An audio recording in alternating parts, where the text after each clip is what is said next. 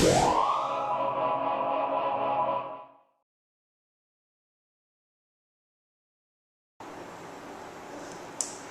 recently, I was in Los Angeles at the beautiful Disney Concert Hall watching the LA Philharmonic being conducted by the Venezuelan conductor Dudamel.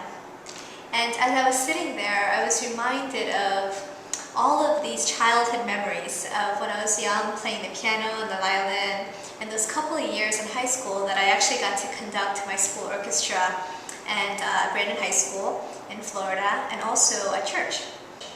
And I still remember this feeling of tremendous power when I would hold the wand. It's kind of like a baton in my hand, and what would happen when I would drop it? It was like boom, magic. Out of thin air, music would emerge. And I remember really just loving the opportunity to actually create music just by my hands.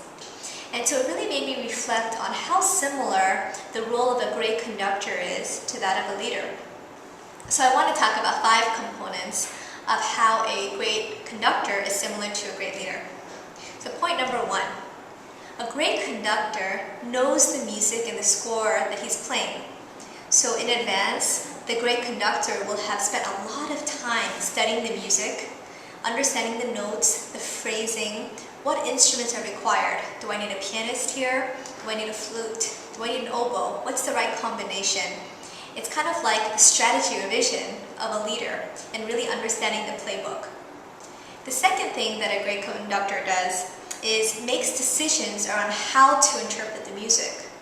So there are lots of choices to be made in terms of the phrasing. Do you want it to kind of sit and linger at the very end? Do you want to take an extra pause?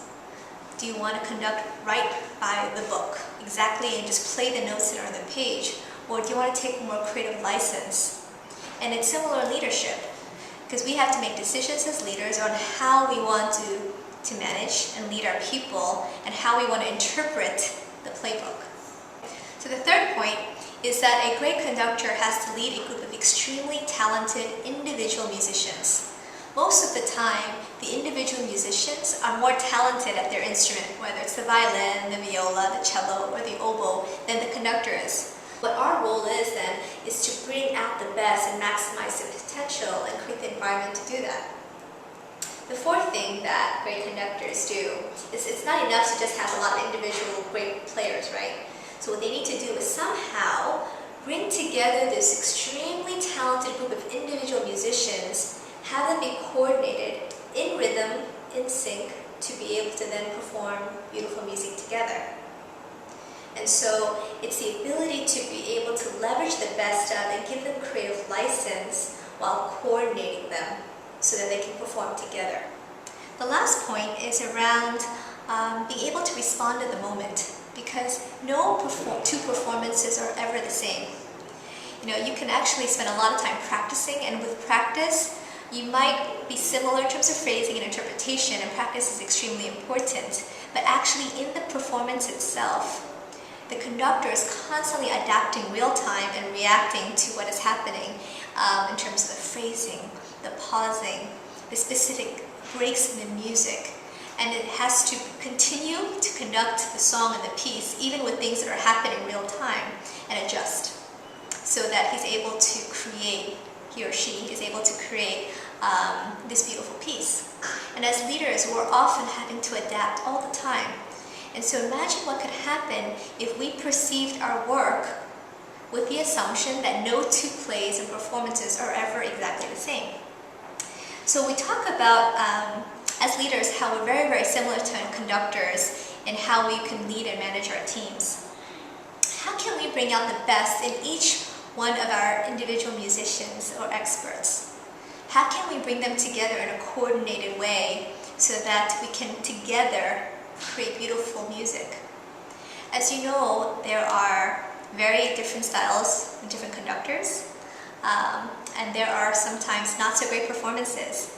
So my question to you is it possible for us to try to be a great leader and create beautiful music if we were to follow these 5 tips?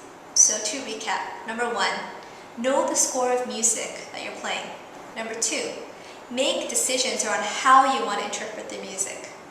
Number 3, Bring out the best in each of your extremely talented individual musicians. 4, be able to bring them together in a coordinated way to create together beautiful music. Number 5, be able to respond in the moment.